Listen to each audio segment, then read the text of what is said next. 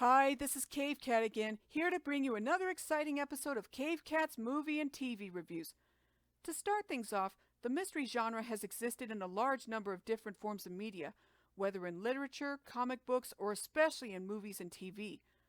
One of the most popular franchises in the mystery genre would be the Scooby-Doo franchise, which I already talked about previously.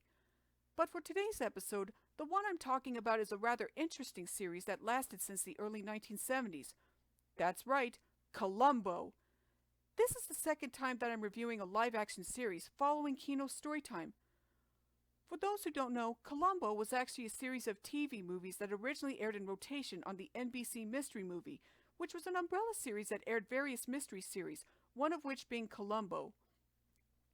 There were a few other interesting mystery series that were aired on the NBC Mystery Movie, some that I've never even heard of, such as McCloud, McMillan and Wife, and Heck Ramsey. So anyway, to start off, Columbo was first created by two guys named Richard Levinson and William Link, starting with the pilot movie back in 1968 called Prescription Murder. Once that film was released, another pilot movie called Ransom of a Dead Man was released 3 years later in 1971. Then the same year, the very first actual episode of the series entitled Murder by the Book was released a few months later. Also, the show, as well as the NBC Mystery Movie and the other shows that aired on that series, were distributed by Universal's television division. Now it's time to talk about the show itself. It's about the eponymous character, played by the late Peter Falk, a homicide detective who works for the Los Angeles Police Department. Whenever there's a crime that's been committed, Columbo is always called in to investigate the crime, which is always murder of some kind. However, even though Columbo is a highly skilled and high-ranking detective, actually holding the rank of lieutenant, he's often depicted as being intentionally bumbling, unkempt, and seemingly unassuming, which are perfect cover-ups to keep the suspects from suspecting anything. I also like how the show also subverts the usual whodunit element that's been found in nearly every detective and mystery show, instead showing who the perpetrator of the crime is in advance, a little bit similar to what other shows like the Gene Autry Show would do. This plot element actually came to be known as a how catch 'em, which is actually a lot different than a whodunit. The only difference between the two is that while a whodunit is when the audience doesn't know who committed the crime until near the end, a how catch 'em is when the audience is informed ahead of time of who perpetrated the crime and is given the chance to see how the criminal gets caught in the act. In fact, this is actually one of my mom's favorite shows, so because of that, we'll watch the show every Saturday since they started airing it on Cozy TV. Also, speaking of TV channels, while Columbo did air on NBC for the first 7 seasons of its entirety, after the 7th season ended in 1978, the show went on hiatus for a little over a decade. Then after that, much like what happened with Scooby-Doo and Beetlejuice, the show also underwent a channel hop when it was brought back, this time airing on ABC in 1989, where ABC also had its own umbrella series that aired mystery shows, known as ABC Saturday Mystery.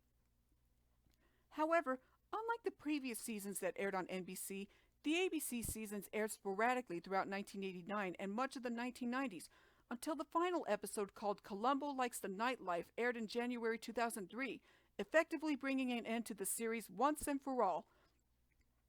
However, prior to being revived in 1989, Columbo also proved to be quite an influence throughout its lifespan throughout the 70s, to the point that there would be parodies of Columbo in several forms of media, such as the Hanna-Barbera character Mumbly and even the sheep detective Columbo from Sesame Street, whose shtick was solving nursery rhyme-related crimes. But anyway, despite the fact that the show doesn't actually follow the usual whodunit element of the mystery genre, it's still a pretty fun show. And Columbo is a pretty fun character himself, being that underneath his seemingly bumbling and unassuming demeanor lies a brilliant mind at work. Another great thing about the show is that it's actually subtle in the way that they showcase Columbo's detective abilities. They don't try to paint it all with a broad stroke. As mentioned before, Peter Falk did a great job portraying Columbo with that eccentric and self-effacing yet charismatic air that really makes him likable. A little bit similar to when he starred in The In-Laws opposite Alan Arkin, or when he would later go on to play the grandfather in The Princess Bride. It's the verisimilitude of the series that really keeps you invested in what lengths Columbo will go to in order to solve the mystery and to catch the criminals red-handed. And as mentioned before, the series really makes good use of going for the how catch 'em angle rather than the whodunit angle, even though other mystery shows like Matlock, Murder, She Wrote, and Diagnosis Murder still typically go for the whodunit route.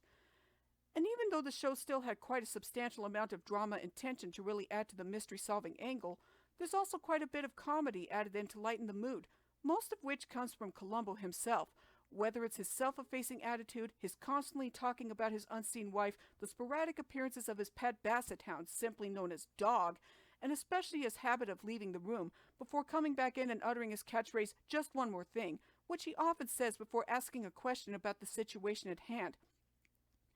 And aside from the comedy, the show actually has some pretty dark and shocking moments, especially in regards to how the murders are committed. A lot of these murders range from shootings, bludgeonings, getting drugged and poisoned, falling to one's death, staged accidents, and in one case, a beheading by use of a prop guillotine. That one was especially shocking since it actually shone a lot of blood, even in spite of the fact that the show usually avoided showing too much blood being shed. My apologies if I got a little too graphic describing all this. But no matter how dark and unsettling many of the episodes can get at times, that fortunately gets softened by a good amount of comedy thanks to Columbo, as I've mentioned before. Even if I'm not really the biggest fan of mystery shows, I still like this show, so I will give Columbo 9.5 stars.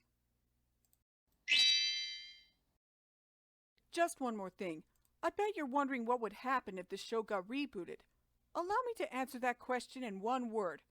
Baloney! Let's face it, there's no way that you're going to get anyone who can actually match up to Peter Falk's original performance and delivery as Columbo. It's impossible.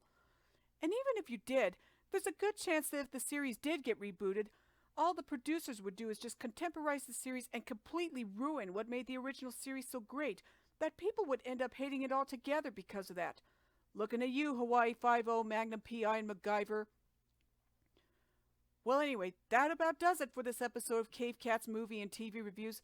Like I keep saying before, don't forget to like and subscribe to my channel for more episodes or whatever videos I might come up with next. So until next time, later!